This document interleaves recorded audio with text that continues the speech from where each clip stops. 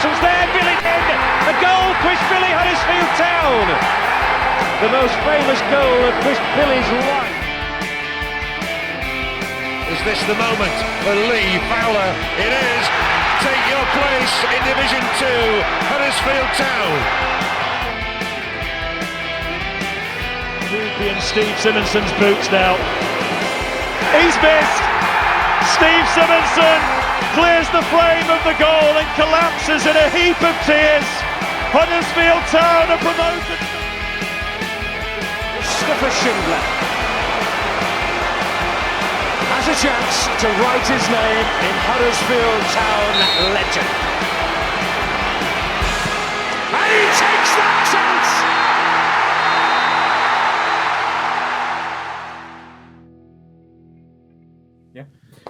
So it's not about the size of the dog, it's the size of the fight in the dog. Welcome to the warm-up, episode 52. Town are taking on a trip to see the Tykes, but will they beat Barnsley? Joining me, your host, Brady Frost, to preview the match is a man who is howling at all of my dog puns in the fourth attempt for the intro from my bad. It's Mr. Matt Shaw. Matt, how are you? Hey, mate, I'm okay. How are you? I'm good, mate. If I can nail my intro, that would be brilliant. But anyway. You're getting there. It's only 52 episodes. You're getting there. Exactly. Look behind the curtain, as it were. So, Matt, well, obviously, there's been a few games. I know there's the main pods. They've been still doing that. But you wanted to talk, because obviously we're previewing the Barnsley game here. You wanted to talk about our previous two games because you've done a little bit of research going into this. So I'm just going to kind of let you crack on. So okay, so the QPR and Middlesbrough game. So very interesting. What was, I was listening to Cozzy and Poz and whatnot, and Andy, etc., and Simon do the podcast last week after the West Brom game, and it was, and the guys did a great job with that, and it was fun to listen to, and everything's so much better when you win a game of football, isn't it? And then Matt comes back and 2 defeats, and it's back to normality for the Andy Takes That Chance podcast. But I'll try not to make this one too dark or anything after 2 defeats in a row. But but yeah, the QPR game, I thought for 60 minutes that it was a really good end-to-end game of football, mate. Both teams looked promising, but just fell short a little bit in the final third. And unfortunately for us, our best chances fell to Oliver Turton, and you probably want them to fall to someone a little bit more prolific than Ollie. I think last time Oliver Turton scored was probably the player final for Blackpool in the wrong net. So you want it to fall to maybe a Danny Ward or a Josh Koroma in those circumstances. But it is what it is. And I thought Lewis O'Brien in particular was really outstanding in that QPR game. The way he carried the ball, he won the ball, carried it, and what's really great about Lewis is when he's carrying the ball, he's got so much speed over 2 yards.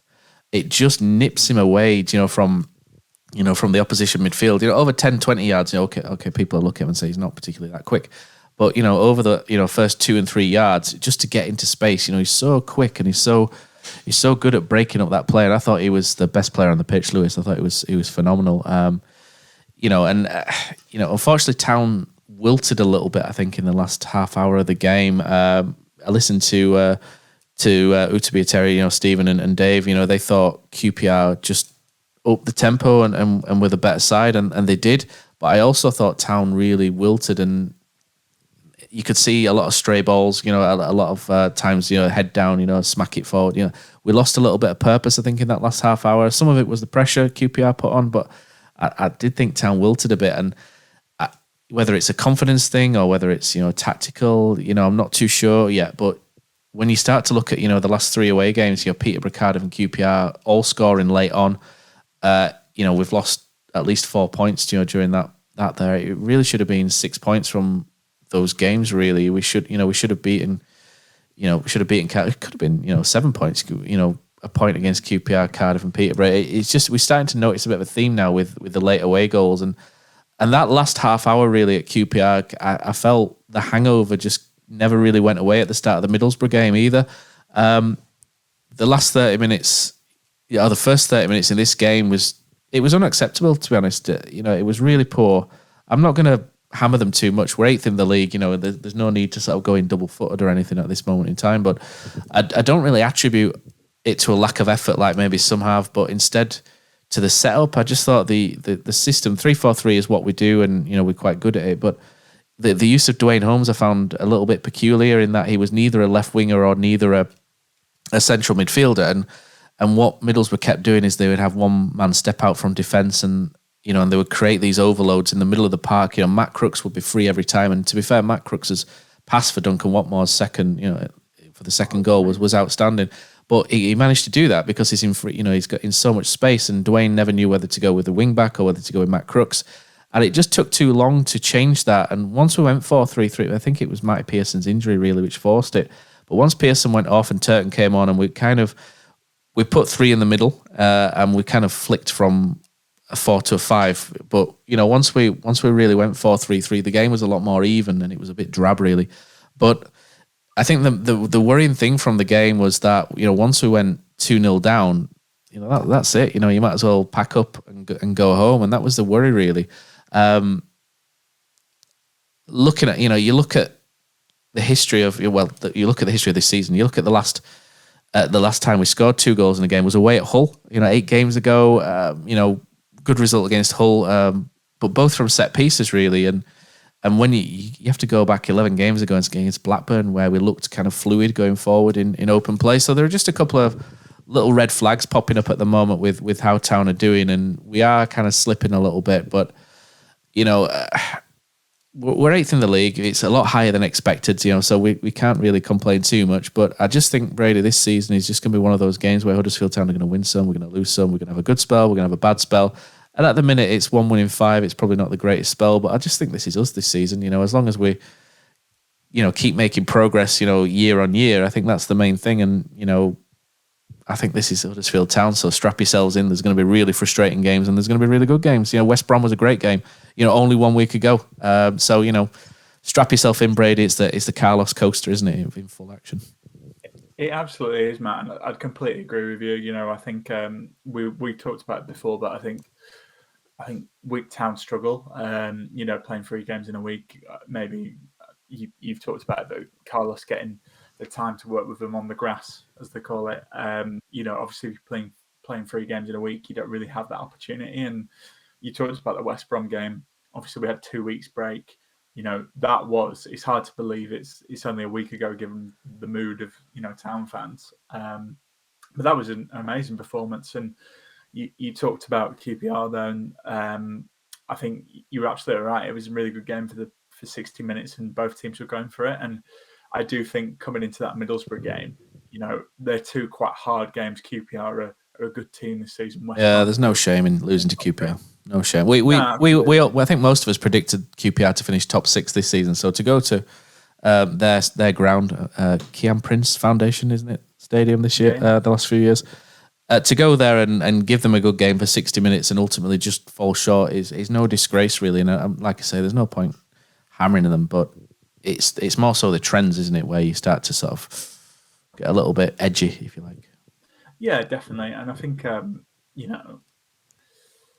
Middlesbrough game, Town were poor. I think, obviously we're recording this in the midweek after the game's happened. I think if you listen to Utabia and you've seen Twitter, you're probably sick of hearing how Town were poor. But I thought Middlesbrough were really good in that first half as well. Wilder is a more experienced coach than Carlos, I think it's fair to say. And I think they did a bit of a job on us. And also, they were kind of due a win, really, to be fair. When we spoke to Johnny from Borough Breakdown, it was similar. They've been playing well, not quite getting the results, and it was just one of those games. But we'll move on, because obviously we're previewing the Barnsley game, and it's a bit of an interesting one, this, because it's another fairly new manager in the dugout, a bit like Middlesbrough. So Barnsley have got a new boss. It's Poya Asbaghi, probably pronounced that wrong, but he's been in charge for 3 games and he's yet to win. He was previously Sweden's under-21 manager, but in those 3 games he's managed for Barnsley. He's lost 2 and drawn last time out to Peterborough. So the 23rd, Barnsley aren't having a good season, obviously under Valérien Ismaël last season. We all know about that playoff run, but they're 23rd in the table this time around. They've just got 12 points from 20 games, 2 wins, 6 draws, and 12 losses so far. Matt, do you think we've talked about Yorkshire derbies. I know you mentioned, and I'm sure you'll mention now, we've not really got a good record at Barnsley. But if you just look at it without the emotion, this is probably a good game for Town to bounce back and try and get a win, wouldn't you say? Stealing loads of my stats in there, aren't you, from take one that failed? Yeah, Barnsley's just a bit of a... I still remember going to Barnsley and losing 7-1 and things like that, and having a League Cup 2-0 lead being smashed away to lose 4-2 in aggregate at Barnsley. Oakwell, I just feel like Oakwell's not a place where we do particularly well. We've not won there since 2012. We've lost 3 of the last 4 there. And the only time we didn't lose was during the Wagner promotion era. Where we should have won that game really, but ended up drawing. We need a positive result really coming into this game. When you look at Town's league form away from home, if you want to look at the table on away performances only, we sit in 20th, which obviously is not great. We haven't won since Blackpool on September 14th, 6 games ago. So we really do need a performance on the road. And in the last 6 games, I know it's a small sample size, but we've only scored twice. This is away performances I'm talking about, not altogether. One from a set piece and the other a bit of a gift from the Cardiff defender, Mark McGuinness.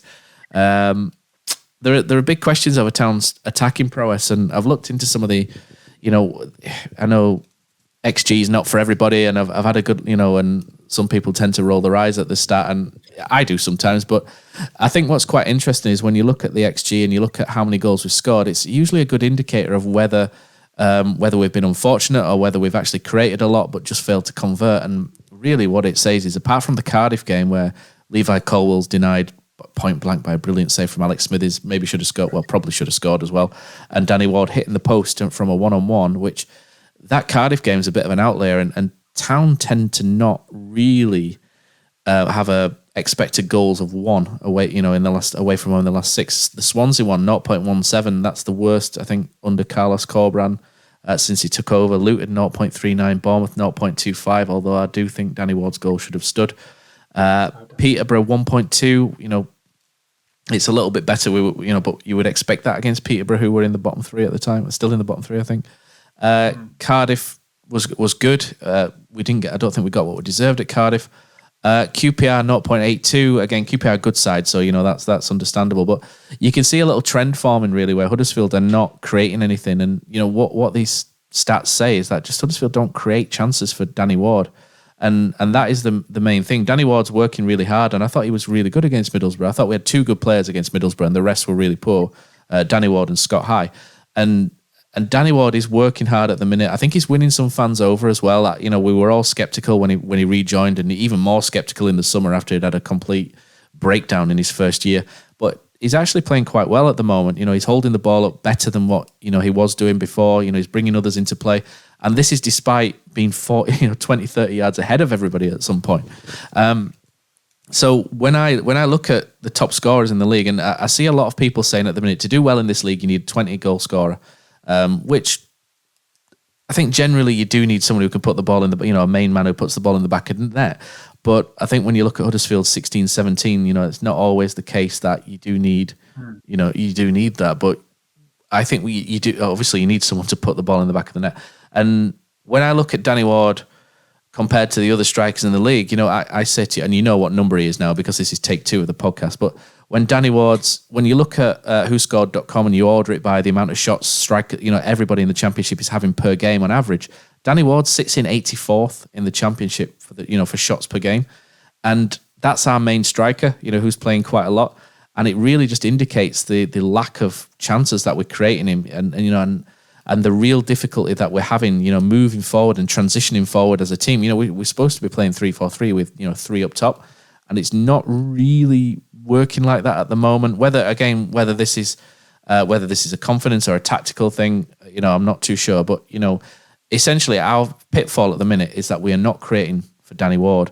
And the good thing when you look at Barnsley is they're not creating much either, because they've got 1 goal in 4 games. They're struggling under the new manager, and now I've gone through all that. We're going to see a 7-6 classic. So it's really difficult. I think you have to take the emotion out of it being a local derby. Barnsley, I'm not going to be one of those turn into a chesty or anything and say, Barnsley mean nothing to us. But I think me living, not that side of Huddersfield, living in Leeds at the minute and never living that side of Huddersfield, Barnsley as a match isn't really something I class as a close, local derby with emotion. Bradford and Leeds, etc. are.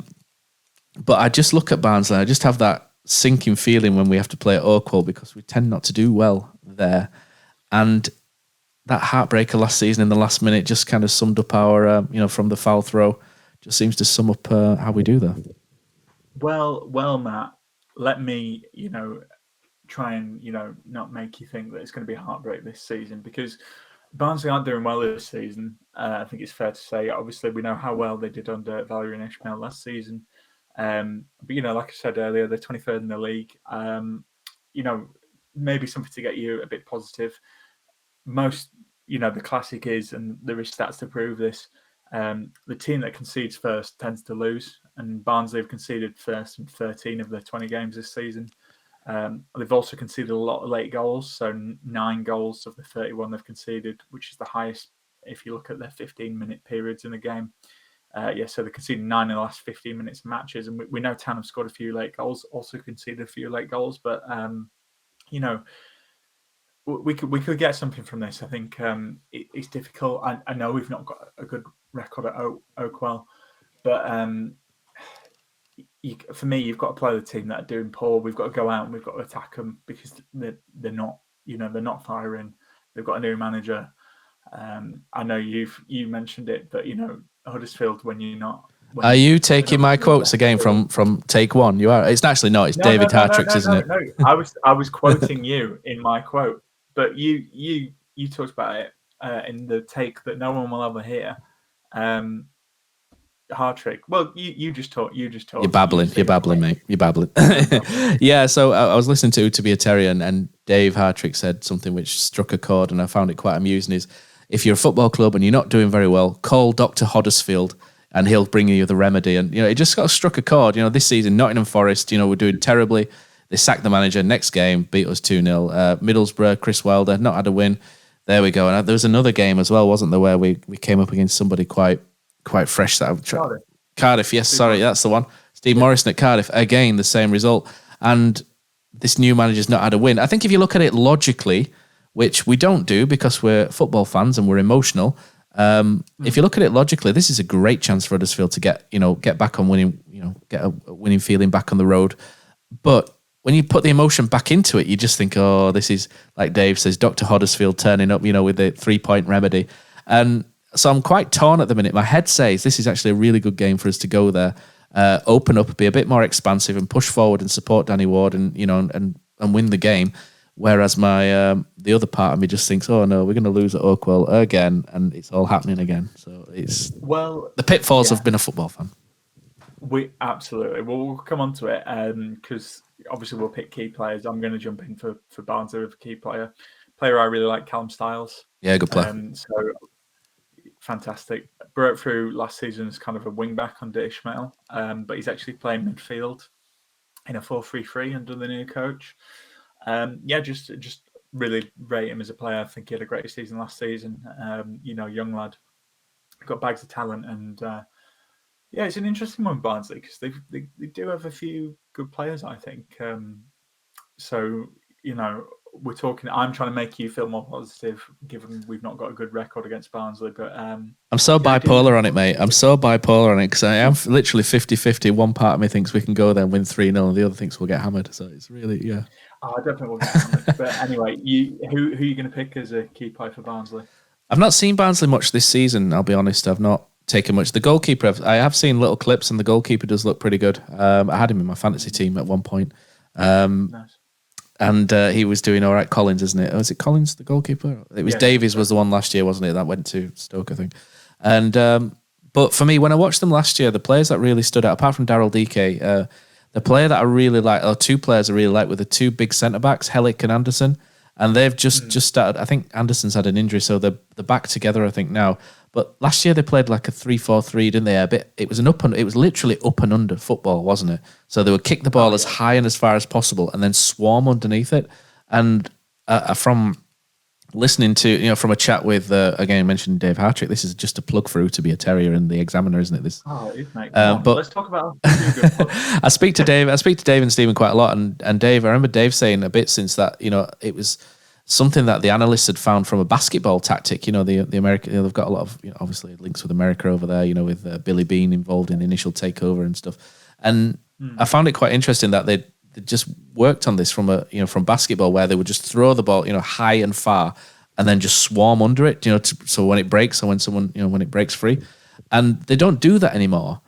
So I think they're trying to play football this season, which is probably where it's all falling down for them. So I'm really interested to see how these big two defenders do under this new system, because they were outstanding last year, and Helik, I think, played for Poland, didn't he, at the Euros? So I really liked those two last year, and I think if Town are going to be, on set pieces again, and so and look to set pieces, those two big defenders are really the people that are in the way of Town being successful from that. So Barnsley, for me, the key players that we need to get around, and for them to have good games, Helik and Anderson. I think they're really key to how the game will play out. No, I think that's a really good point, and that will be an interesting battle. Obviously, I think we maybe need to tweak our set pieces a little bit. Teams are getting a little bit wise to it, but I think that's a good point. It's kind of key players. From the Huddersfield perspective, I feel like because Josh isn't here, so I'm picking Josh's favourite player. I'm going for O'Brien for this. From a Huddersfield perspective, you talked about it as well. Those runs he can do for the first kind of 5 yards, but I just, his run through midfield. He scored a screamer against Barnsley. I know we lost that game, but he did. And I just, if we do take the game to Barnsley, I think O'Brien will be really important with that because of those runs he can make. And it was the whole game, wasn't it, where he got kicked? We were playing a team who weren't, to use the phrase that everyone is using at the moment in football, they weren't in a good moment. That's Danny Cowley's, that, isn't it? That's Danny Cowley, not in a good moment. Barnsley aren't in a good moment. And I just think this could be Lewis O'Brien could run this, if we really take it to them, and he could get kicked left, right and centre and still get up and still go for it like he did against Hull. And I think this could be his game. I think we just need to go for it. Obviously I'm not Corberan, but they're struggling, and I think if we can create some chances for open play, I think we can find some real joy. So Lewis is central to that for me. What about you, Matt? Have you gone for anyone different? Yeah, it's going to be an interesting game from the point of creativity, and obviously Sorba Thomas has. I feel a bit sorry for Sorba Thomas at the minute because at the start of the season he was setting, he was breaking glass ceilings, for his performance. Really outstanding. And there's someone, we get these stats websites constantly tweet us, don't they, to retweet the stats and stuff. Yeah. And they're good. Some of them are really good because it just means that we don't have to do any work, which is great.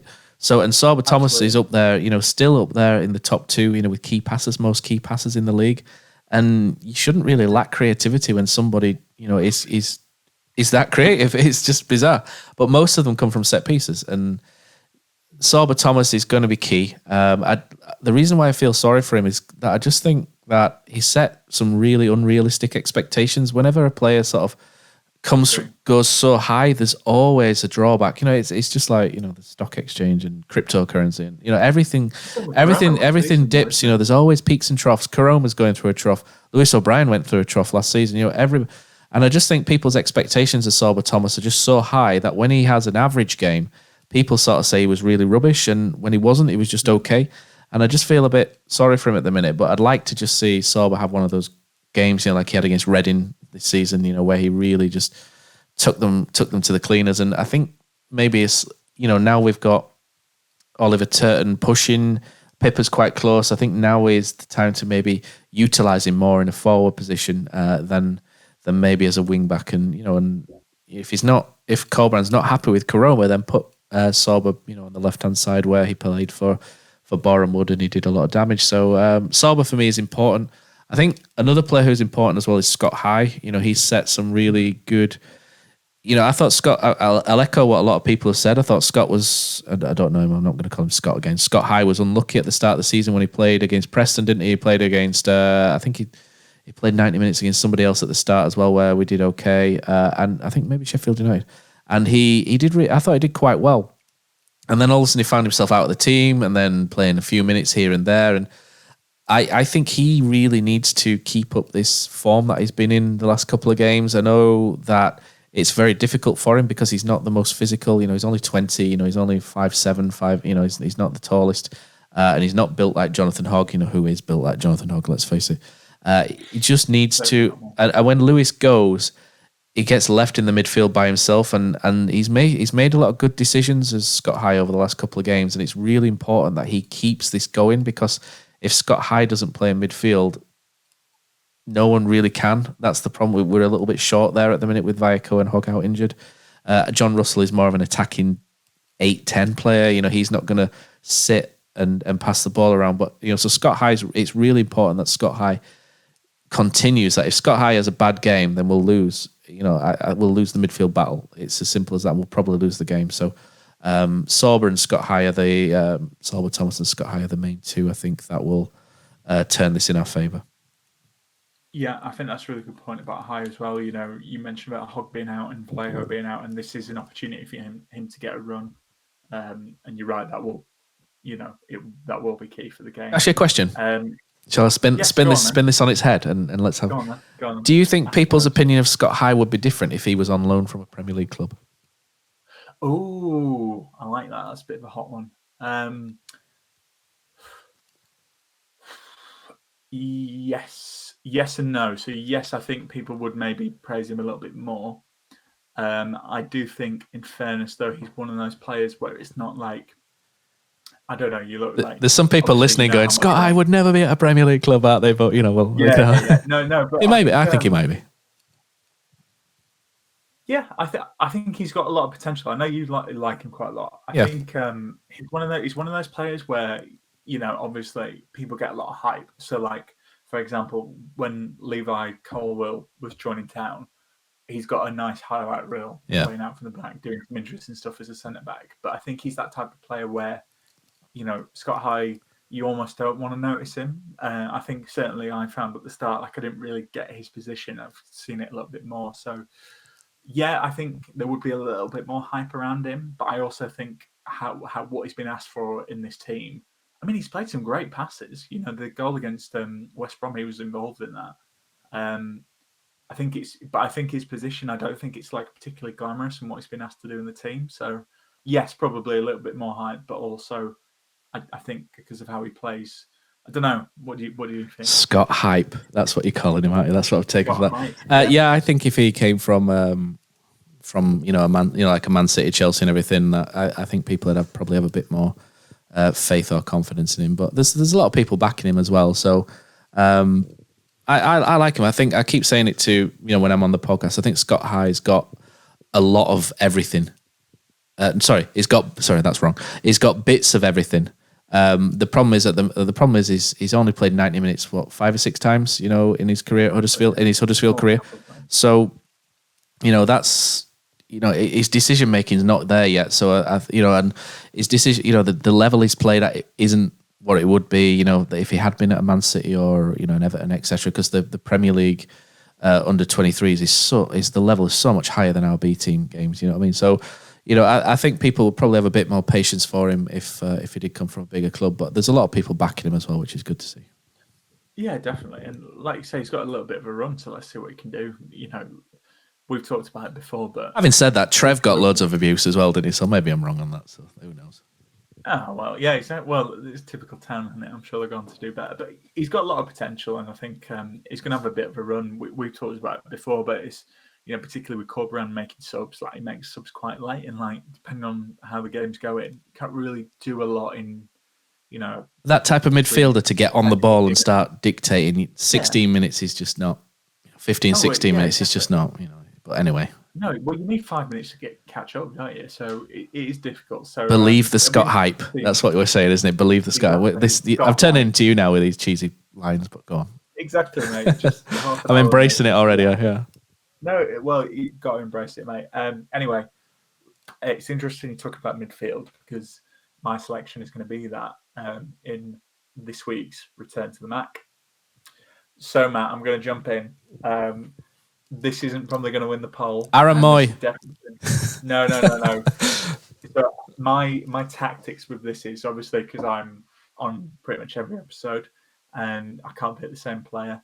This is recency bias and also definitely not of his appearances in the Town shirt because he only made one appearance. Matty Crooks, he played an amazing pass, and I just think I actually wanted us to sign him when he was at before he went to Borough from Rotherham because I thought he played quite well last season. And just that height in midfield, we've got a couple of issues in midfield. I don't know. He's just Matt Crooks isn't an amazing midfielder, but he's just going to give you a lot of energy. And I think particularly with our kind of injury problems in midfield, I think it'd be a really good option to have. Even though I do think Scott Hype, as we're referring him to now, is a good player and has a lot of potential. But I'm going for Matt Crooks. But I know it's not going to matter because you don't. When you come on this pod, you only have a few choices and you tend to go for a big gun. So go on, put me out, man. I just say Aaron Moy every time, don't I? And if you don't let me have Aaron Moy, I pick somebody else. Yeah, Matt Crooks is good. Whether you pick the Matt Crooks that was with Huddersfield or the Matt Crooks now is definitely the Matt Crooks at Middlesbrough. Yeah, I felt sorry for Matt Crooks when he was with Town because we mishandled him. We mishandled his development. I thought trying to make him a right-sided centre-back in a 3 when he's always been a midfielder was a bad move. And, he's gone and rebuilt his career and done well. So, well done to Matt Crooks. So yeah, it would have been a good signing. But the player I'm going to choose, I'm going to go the opposite. I'm going to go for the reminisce bias, I think. Okay. So, seeing as I can't have Aaron Moy, I'm going to go for a central midfielder because we're short, and I also think we do lack that creativity. Well, everyone knows we lack the creativity through the centre of the park. It's not a secret, is it? So I'm going to go for Chris Marsden. Chris Marsden probably wouldn't fit very well with O'Brien because they're both left-footed and both tend to go on that up the inside left a little bit. But Chris Marsden, for those that have never seen him, was a left-footed creative central midfielder, very stiff running style, upper back. If you remember Michael Johnson, the American 200 and 400 meter runner for the USA, sort of 96, 2000, 2004. He had that sort of very upper sort of running style and stuff. He was a very good player, Chris Marsden, very creative, and he went on and did much better than where we were. So he was in. We were in League One when he left. Neil Warnock came in, thought he could get some money for him and wheel and deal, and it worked out well for us, and it worked out well for him. I think he went to Coventry and Wolves and ended on loans, and then ended up at Southampton, where he did really well. He played in the Premier League for years. He was a very good footballer. So Chris Marsden is my pick. Yeah. I'm going to admit it's probably before my time, but I remember. He's bald, isn't he? He's famous as Baldy. No, at Huddersfield, he had blonde, slick back hair. Maybe that's what's swaying it for me. But yeah, by the time he was at Southampton, I think he'd lost that all. Yeah. Well, you just love a good hairdo, don't you, mate? I'm all about the hair. Well, exactly. Okay, well, bit of an interesting one this because I think we've covered quite a few things. So we'll move on to You're the Boss, Matt. I don't think I actually asked you this, but. Have I ever asked you what your managerial get-up would be if you were in the dugout for Huddersfield? If not, do refresh our memories. No, I don't think you have. I know. It's Justin Peach was really impressed by that question, wasn't he, the other week? Yeah. What would be my managerial get-up? Do you know what? If I had the money of a manager, I would probably go full Paul Tisdale and end up wearing something completely stupid, and like a deerstalker hat on the touchline. I would probably have a nice big coat. Like a big, like an old school manager's coat. Sort of the Ron Atkinson. The what's his name? The John Motson type. Sheepskin.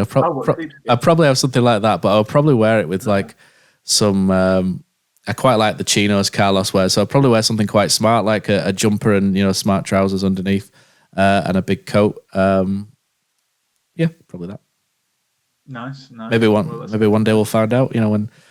My little boy ends up, playing for Wortley Juniors or whoever that our local club is, and I turn up as the under sixes dressed like Ron Atkinson. That'll go down well. That'll be interesting. What your style you going what's the excuse there? No excuse at all. No. I doubt it. I can't see you being a Warnock type actually. No, not with under sixes. I don't think that'd work. I don't think that. Yeah, I might have a few complaints there. Yeah, swearing 6-year-old children. Yeah, that probably won't go down well. Anyway, I feel like I'm leading us off on a tangent. How are you lining Huddersfield up for this one? Are you making any interesting changes? Yeah, I think one player that I would change, and it would only be on the bench, would be Cian Harratt. Cian Harratt's an ex-Barnsley youth player. He's got a really good record in the B team. I know the B team, for me, the B team games are miles away from Championship football, but, and Cian's, I don't think he did that great, did he, at Guiseley and Harrogate, although I probably didn't get a chance either. He didn't really get game at Harrogate, did he? John Stead was keeping. Yeah, but, his record in the B team's great, and at the end of the day, they train with the first team, so at what point does he go in? He might need a loan, but I think I would like to, with him being an ex-Barnsley player and a Barnsley fan and being released by the club, I just think he would be champing at the bit, Brady, is what he would be doing. So I would like to see him on the bench and also either Russell or Diarra involved at some point. But I would probably go back to 4-3-3 at this point in time, just to A, match Barnsley up, and B, just give High and O'Brien a little bit more assuredness in the middle. And I think by going 4-3-3, one thing that we discussed on Sunday in the unreleased podcast of Andy Takes That Chance, because of audio issues, is that Harry Toffolo, we discussed Harry Toffolo's form, and one thing that me and Poz were talking about on Sunday was that the thing with Harry Toffolo is he's gone from playing fullback now to wingback, and when you've got Josh Koroma on that left flank last season, Harry Toffolo was more of a, he was the second runner, if you like, so he would be ghosting, underlapping, overlapping. He would not be the main focal point of the defence. He would not be the main person they were watching. Whereas this year, he is the sole runner, if you like, on that flank. So it's a very different role. It's a very similar position, but it's very different, in terms of responsibility. So I think Harry Toffolo is probably, I think he's doing okay, but he's not doing as well as last year because going forward, he can't do those, those sort of on the blind side runs, off of somebody like, which is his strength. So I think I would like to see Koroma and Toffolo restored on that left-hand side. I would probably place I'd probably place Sorba Thomas over Sinani on the right. I think Sinani did very well against West Brom, but the last two games he's probably dipped a little bit. So I think when that happens and you've got other options, you should, maybe rotate in.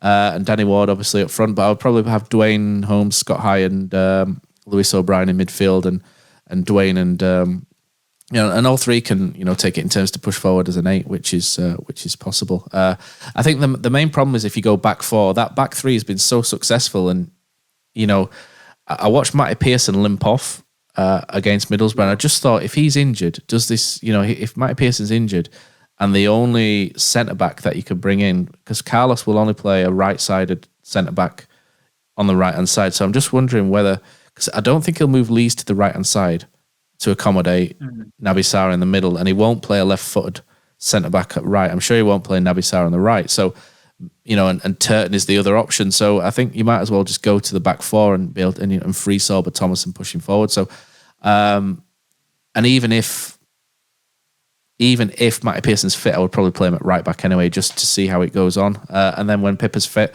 get him back in at fullback.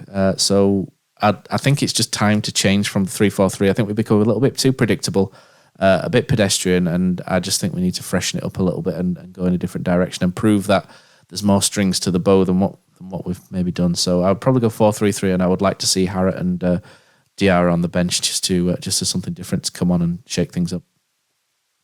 Yeah, I think you've kind of took the words out of my mouth, really. I think I agree with you. I think it's probably time to shift to 4 at the back. Still not convinced by Turton, but I think he's very different to Pieper, isn't he? So,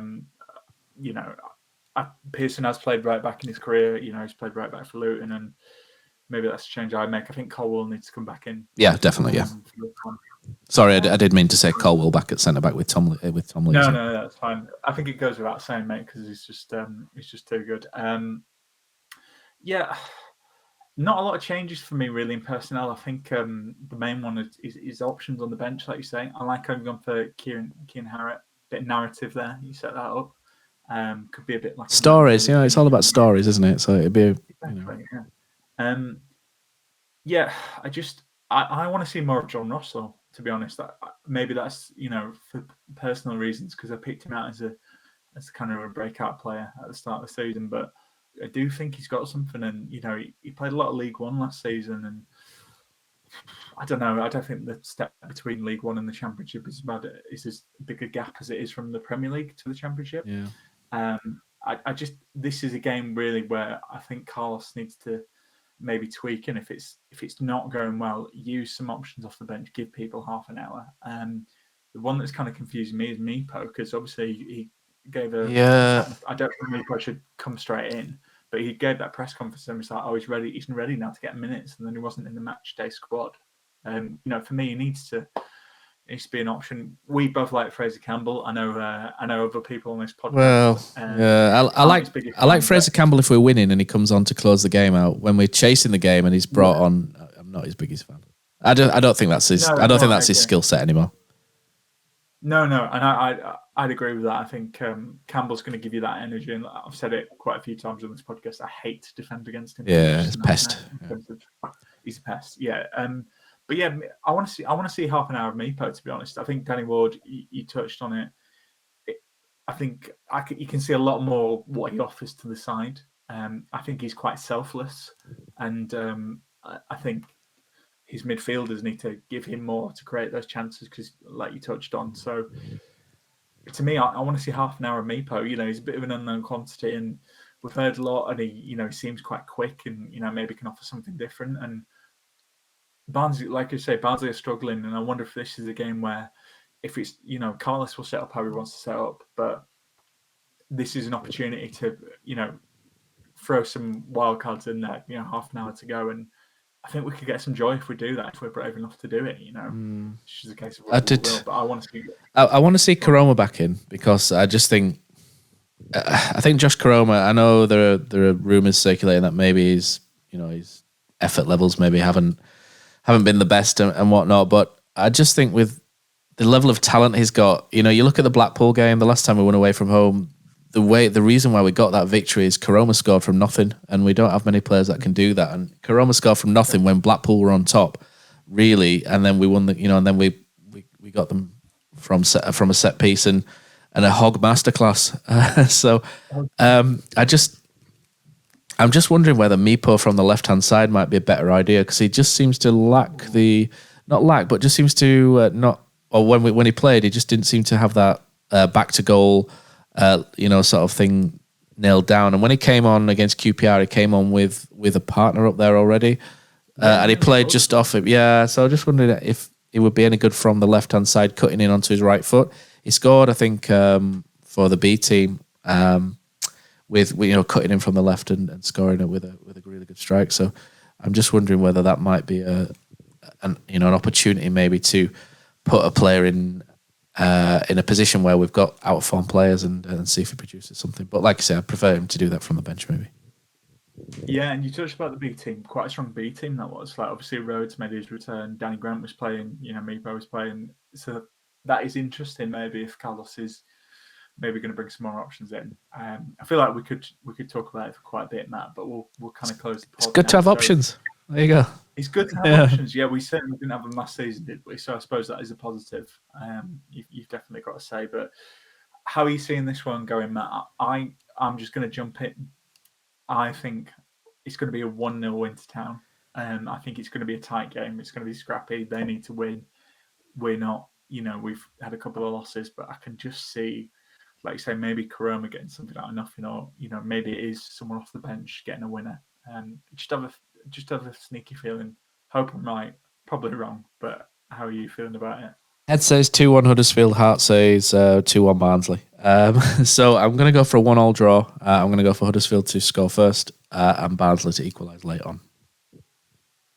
Nice. Okay. If you had to go for a scorer, who are you thinking? Danny Ward. Why not? Oh, nice. Why not? Ward deserves a goal. I mean, he definitely should have scored against West Brom. He was a bit unlucky. But, yeah, probably should have. Yeah. Anyway, we'll see.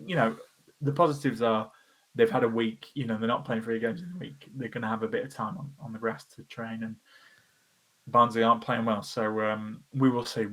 But Matt, thanks so much for coming on. Thanks to everyone for listening. We will be back next week to preview Coventry. A nice home game, and our home form has been good. So fingers crossed for that one too. But